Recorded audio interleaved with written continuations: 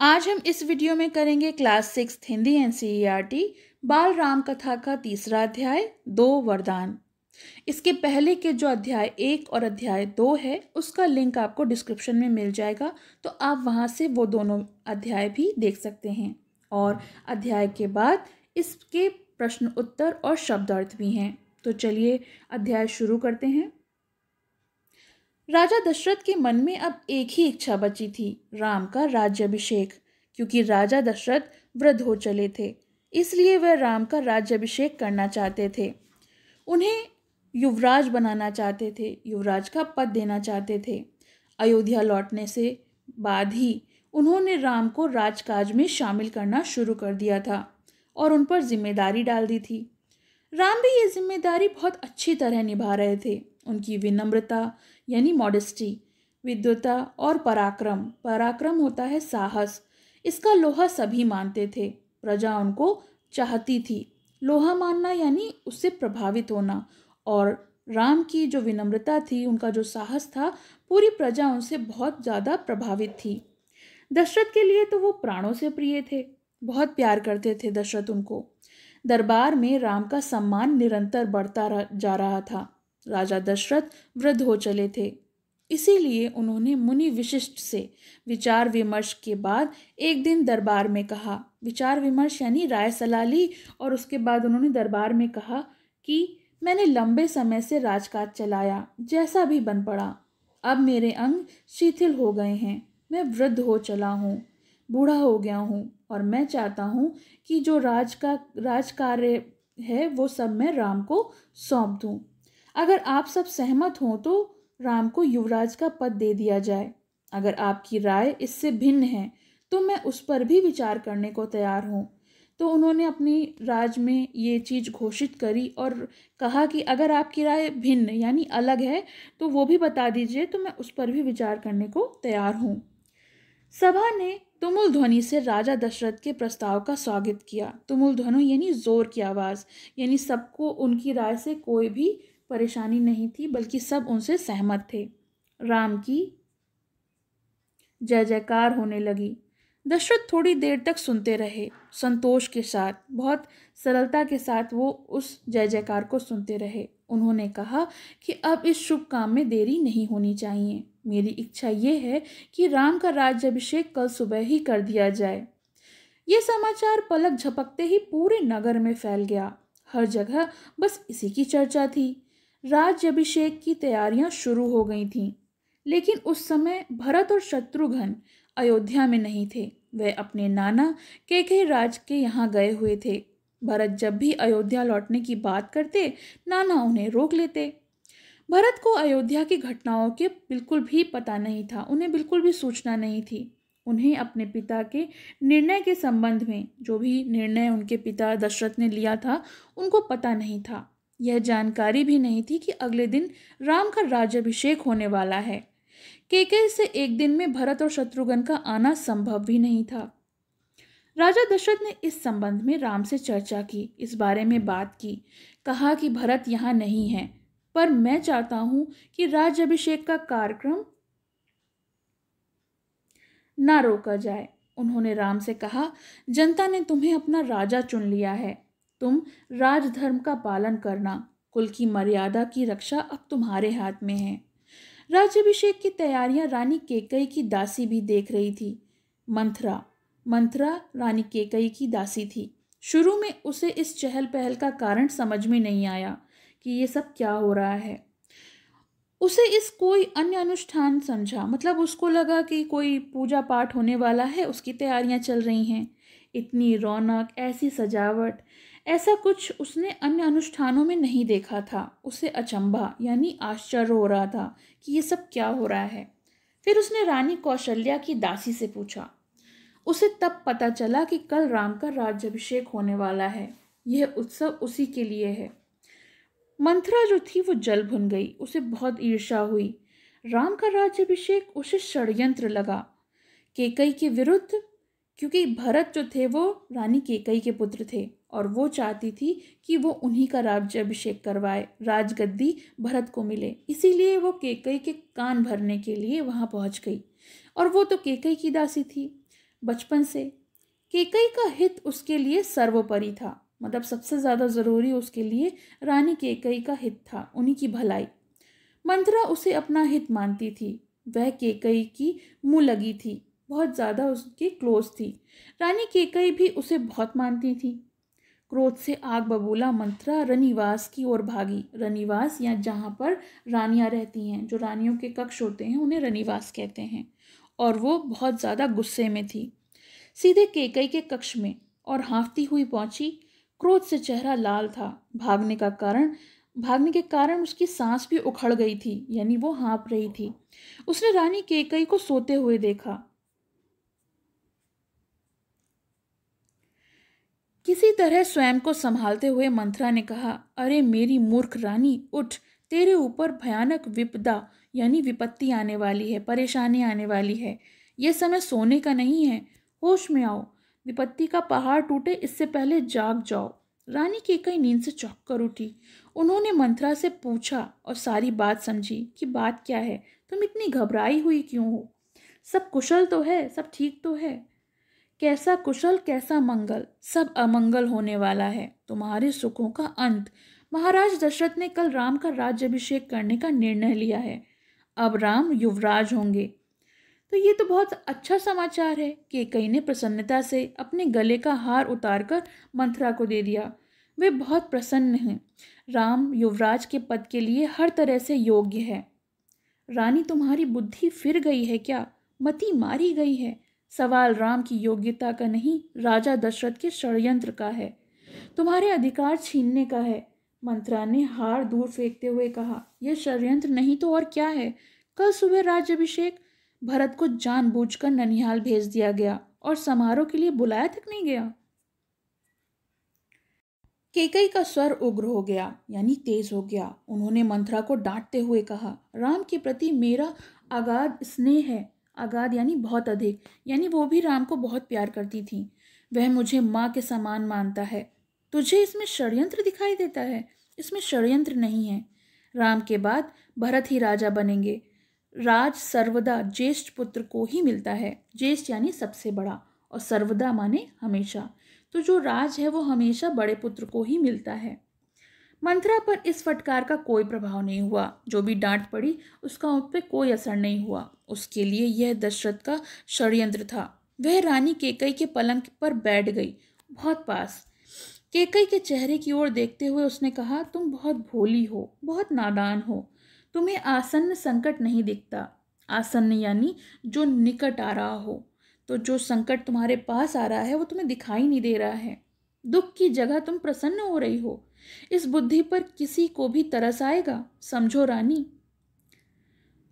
राम राजा बने तो तुम कौशल्या की दासी बन जाओगी। भरत राम के दास हो जाएंगे।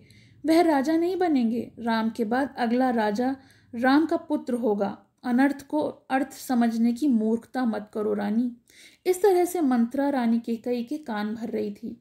राम को राज मिला तो वे भरत को देश से निकाल देंगे और भरत को दंड भी देंगे।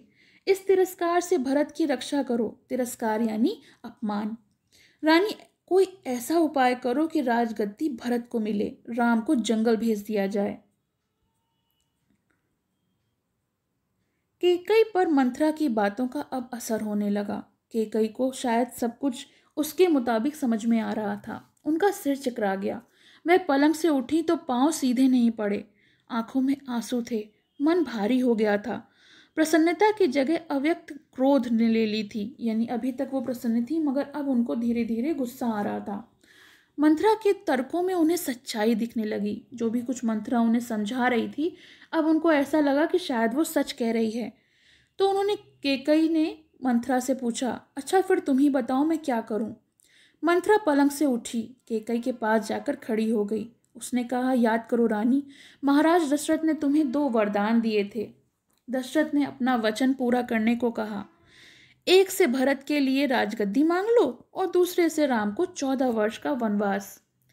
केकई का चेहरा तमतमाया हुआ था, बिल्कुल गुस्से में थी। उन्हें मंथरा की बात ठीक लगी। उनके मन में एक प्रश्न अब भी था, यह बात दशरथ को कहूँ कैसे? उन्हें रनिवास बुलवाएं या फिर प्रतीक्षा करें?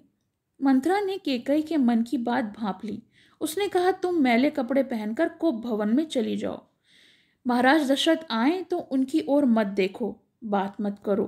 तुम उनकी प्रिय रानी हो, तुम्हारा दुख देख ही नहीं पाएंगे। बस उसी समय अपनी पिछली बात याद दिलाना और दोनों वचन मांग लेना। मैं ऐसा ही करूंगी। महाराज का षड्यंत्र जो है उसको सफल नहीं होने दूंगी। मंथरा का लक्ष्य पूरा हो गया था। चलते चलते उसने रानी कैकेयी से कहा, राम के लिए 14 वर्ष से कम वनवास मत मांगना। भरत इतने समय में राजकाज संभाल लेंगे। जब तक राम लौटेंगे लोग उन्हें भूल चुके होंगे। अब जल्दी करो रानी, समय बहुत कम है। रानी कैकेयी कोप भवन चली गई। मंथरा रनिवास से निकल गई। दिन भर की गहमा गहमी के बाद महाराज दशरथ को रानियों की याद आई। तुरंत रनिवास की ओर चल पड़े, उन्हें शुभ समाचार देने के लिए कि कल राम का राज्याभिषेक होने वाला है। सबसे पहले वे कैकेयी के कक्ष की ओर मुड़े। कैकेयी वहां नहीं थी। प्रतिहारी से पूछा, पता चला कि वह कोप भवन में हैं। दशरथ को काफी चिंता हुई। कैकेयी कोप भवन में, परंतु क्यों? क्या इसके लिए कि उन्हें अभी तक सूचना नहीं मिली, इस कारण वो नाराज हैं? मैं उसे अवश्य मना लूंगा, दशरथ ने सोचा। दशरथ कोप भवन का दृश्य देखकर हैरान हो गए। उन्हें कुछ समझ में नहीं आया। कैकेयी जमीन पर लेटी थी, बाल बिखरे, गहने कक्ष पर बिखरे हुए, कपड़े मैले। तुम्हें क्या दुख है? क्या हुआ है तुम्हें? कुछ बताओ। अस्वस्थ हो? क्या तबीयत खराब है? राजवैद्य को बुलाया जाए?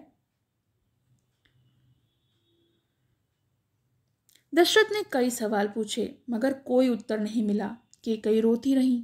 तुम मेरी सबसे प्रिय रानी हो। मैं तुम्हें प्रसन्न देखना चाहता हूँ। तुम्हारी खुशी के लिए मैं कुछ भी कर सकता हूँ, कुछ भी। धरती आसमान एक कर सकता हूँ। दशरथ ने कैकेयी को मनाने का बहुत प्रयास किया। उत्तर उन्हें फिर भी नहीं मिला। दशरथ भी भूमि पर बैठ गए। विनती करते रहे। हाँ, मैं बीमार हूँ, कैकेयी ने कहा। मैं अपनी बीमारी के संबंध में आपको बताऊंगी, लेकिन पहले आप एक वचन दो कि मैं जो मांगूंगी उसे पूरा करोगे। राजा ने तत्काल हामी भर दी। उसी समय कहा, मैं राम की सौगंध खाकर कहता हूं कि तुम्हारी हर इच्छा पूरी करूंगा। महाराज दशरथ ने राम की सौगंध ली और कैकेयी उठकर बैठ गई। आप मुझे वो 2 वरदान दे दीजिए जिनका संकल्प आपने वर्षों पहले रणभूमि में लिया था। महाराज दशरथ ने हामी भरी। कल सुबह राज्याभिषेक भरत का हो, राम का नहीं, रानी कैकेयी ने कहा। दशरथ भौचक रह गए, बिल्कुल ताज्जुब में। उनका वज्रपात सा हुआ। वज्रपात यानी उन पर जैसे बिजली गिर गई हो। थोड़ा रुककर कैकेयी से बोले, राम को 14 वर्ष का वनवास हो।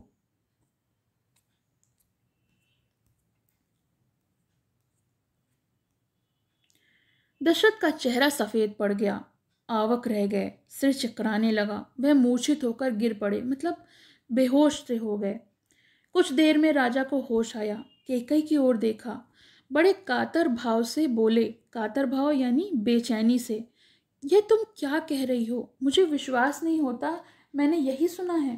कैकेयी लेकिन अड़ी रही अपनी बात पर, अपने दोनों वचनों पर। दशरथ कैकेयी की मांग को अस्वीकार करते रहे, अनर्थ बताते रहे।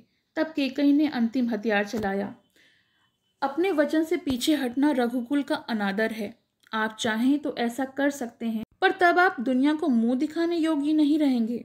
रही मेरी बात, आप वरदान नहीं देंगे तो मैं विष पीकर आत्महत्या कर लूंगी। यह कलंक आपके माथे होगा। राजा दशरथ ये सुन नहीं सके, दोबारा बेहोश हो गए। रात भर बेसुध पड़े रहे, यानी बेहोश पड़े रहे। बीच बीच में होश आता, वह कैकेयी को समझाते, गिड़गिड़ाते, धमकाते, डराते, सब तरह की कोशिशें करते, पर कैकेयी तो टस से मस नहीं हुई। सारी रात इसी तरह बीत गई। तो ये अध्याय हमारा पूरा हो गया। चलिए इसके प्रश्नोत्तर और शब्दार्थ देख लेते हैं। शब्दार्थ, पहला, लोहा मानना यानी प्रभावित होना। तुमुल ध्वनि यानी जोर की आवाज। सर्वोपरि यानी सबसे ऊपर। आघात होता है बहुत अधिक। आसन्न यानी निकट। रनिवास होता है रानियों के रहने का स्थान। प्रतिहारी यानी दासी। वज्रपात कहते हैं बिजली गिरने को। कातर भाव यानी बेचैनी, और टस से मस न होना यानी अपनी बात पर अडिग रहना। चलिए प्रश्नोत्तर देखते हैं। प्रश्न 1, राजा दशरथ के मन में एकमात्र इच्छा क्या थी? तो इसका उत्तर है, राजा दशरथ के मन में एकमात्र इच्छा थी कि वो राम का राज्याभिषेक करें। प्रश्न 2, राम के अयोध्या वापस लौटने पर राजा दशरथ ने क्या किया? उत्तर, राम के अयोध्या वापस लौटते ही राजा दशरथ ने राम को राजकाज में शामिल करना शुरू कर दिया। प्रश्न 3, राजा दशरथ ने दरबार में क्या कहा? तो उत्तर, राजा दशरथ ने दरबार में कहा कि अब वह बूढ़े हो गए हैं, वह सारा कार्यभार राम को सौंप देना चाहते हैं। अगर सभी सहमत हों तो राम को युवराज का पद देना चाहते हैं, और अगर किसी की राय भिन्न हो तो वो उस पर भी विचार करने के लिए तैयार हैं। प्रश्न 4, दरबार में सभा की क्या प्रतिक्रिया थी? तो उत्तर है, सभा ने तुमुल ध्वनि से राजा दशरथ के प्रस्ताव का स्वागत किया। प्रश्न 5, भरत और शत्रुघ्न कहाँ गए थे? तो उत्तर है, भरत और शत्रुघ्न अपने नाना कैकेयी राज के यहाँ गए हुए थे। प्रश्न 6, भरत और शत्रुघ्न किस समय अयोध्या में नहीं थे? तो उत्तर है, जब राम के राज्याभिषेक की तैयारियां चल रही थीं, तब भरत और शत्रुघ्न अयोध्या में नहीं थे। प्रश्न 7, किसने किससे कहा? तो पहला, मैं चाहता हूं कि कार्यभार राम को सौंप दूं, अगर आप सब सहमत हों तो राम को युवराज के पद दे दिया जाए।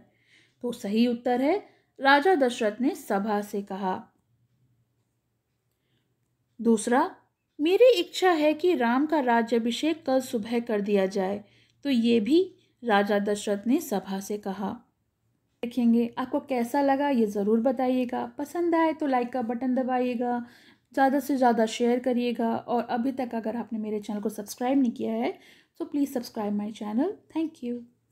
पसंद आया हो तो लाइक करें, शेयर करें और चैनल को सब्सक्राइब करें।